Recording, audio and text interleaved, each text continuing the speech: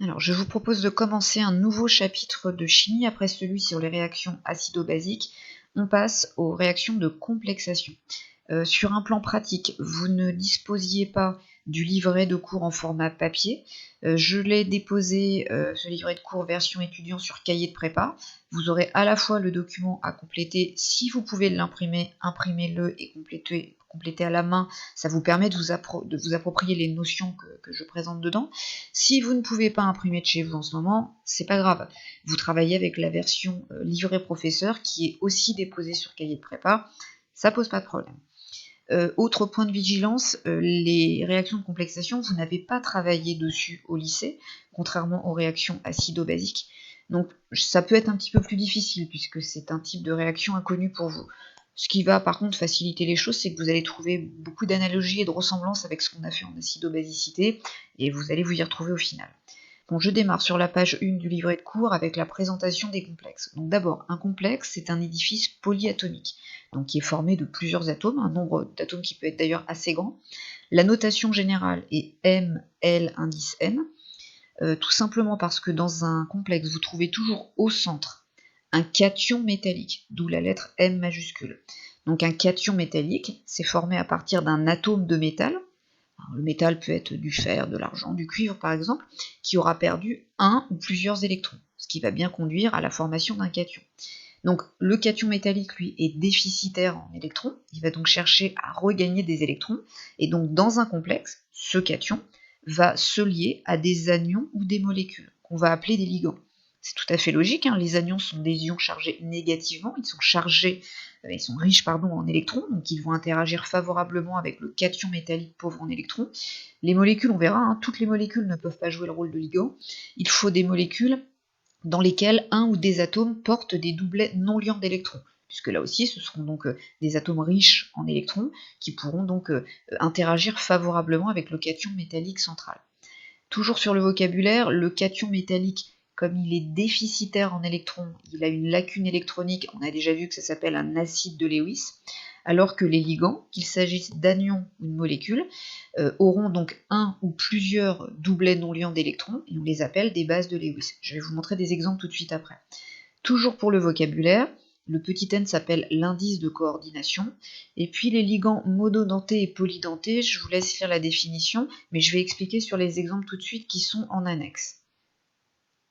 Alors, pour les exemples qui sont en annexe sur la page 8, d'abord un exemple d'ion central qui est un acide de Lewis. Je pars de l'atome de zinc, donc qui n'est pas un cation métallique, hein, c'est un atome qui n'est pas chargé. Son numéro atomique Z vaut 30 et sa structure électronique est, donc pour la structure de cœur, celle de l'argon, et ensuite 4s2, 3d10. Pour former l'ion zinc 2, on arrache 2 électrons à cet atome. Je vous rappelle qu'on arrache d'abord les électrons de l'orbital atomique 4s, ce qui donne cette structure électronique en 3d10. Donc, pour cet ion, en fait, dans la couche n égale 4, on a les orbitales atomiques 4s et 4p qui sont vides.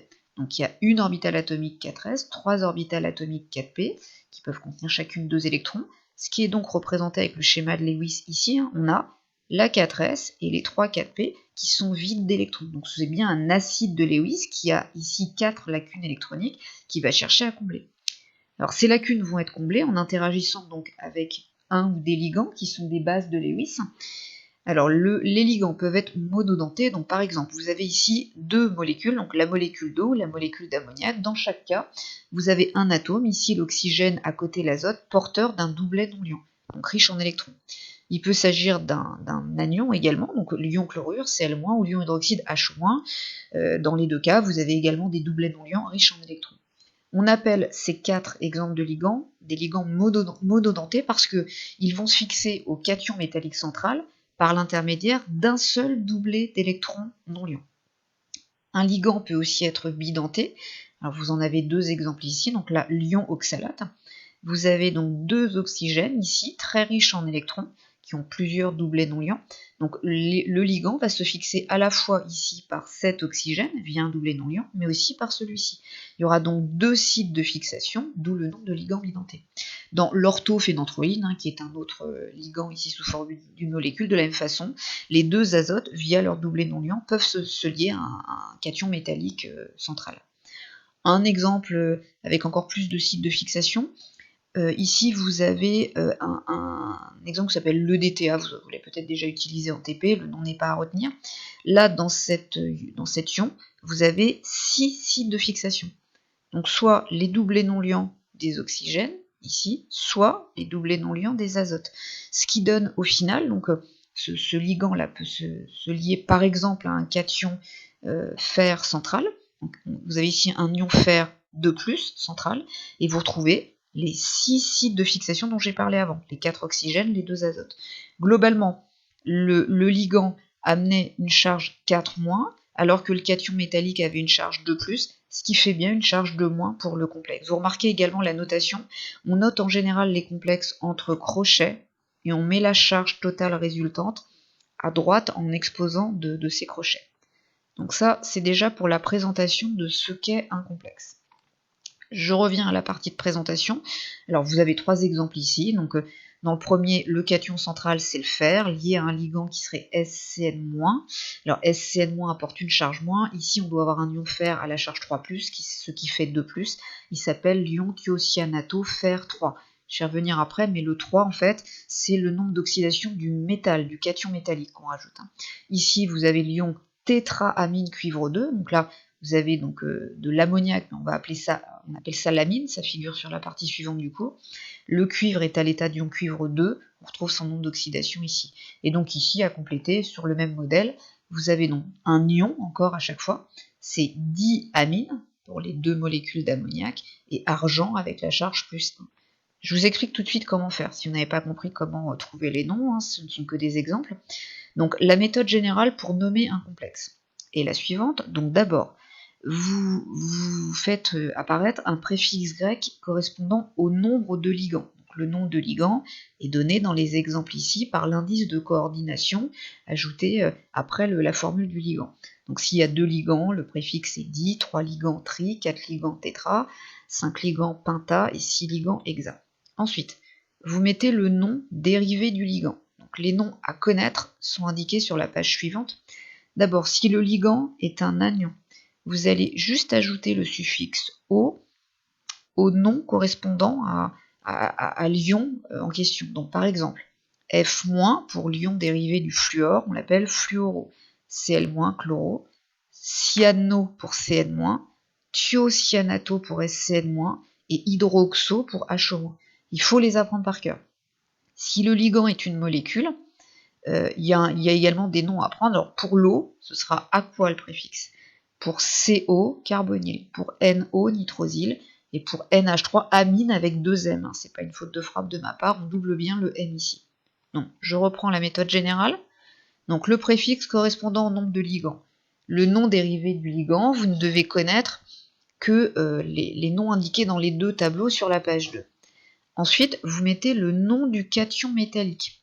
Alors, ça peut être, dans les exemples ici, fer, cuivre, argent. Attention, si jamais globalement il y a une charge négative sur le complexe, le nom du cation métallique devra se terminer par ate. Donc on peut parler là d'ion argentate, cuivrate, ferrate. On en verra des exemples dans le TD. Et enfin, vous terminez avec le nombre d'oxydation du métal. Donc il faut vous rappeler de ce qu'on a vu sur les nombres d'oxydation dans le chapitre sur l'oxydoréduction. Donc par exemple, ici, vous aviez, donc je répète, l'ion thiocyanato, SCN-, qui amène une charge négative. Comme globalement il y a une charge 2+, on a bien que le fer était à la charge 3+, donc son nombre d'oxydation c'est +3. Ici, NH3, c'est une molécule, donc c'est neutre. Globalement, il y a une charge de plus qui correspond forcément à celle du cuivre, d'où le nombre d'oxydation +2. Pour le dernier exemple, donc pareil, NH3 n'est pas chargé, on a une charge globale positive, plus, ça veut dire que l'ion argent était bien à la charge plus aussi, d'où son nombre d'oxydation 1 ici. Donc vous devez être capable de nommer les complexes. Je reprends là le début, puisque c'est des notions pas évidentes pour vous. Donc vous devez connaître la formule générale d'un complexe, et savoir qu'il est formé d'un cation métallique central lié à des anions ou des molécules, mais des molécules dans lesquelles vous avez des doublés non liants qu'on appelle les ligands. Vous devez savoir que le cation métallique est un acide de Lewis, le ligand est une base de Lewis. Vous devez savoir que petit n, le nombre de ligands liés au cation central, s'appelle l'indice de coordination.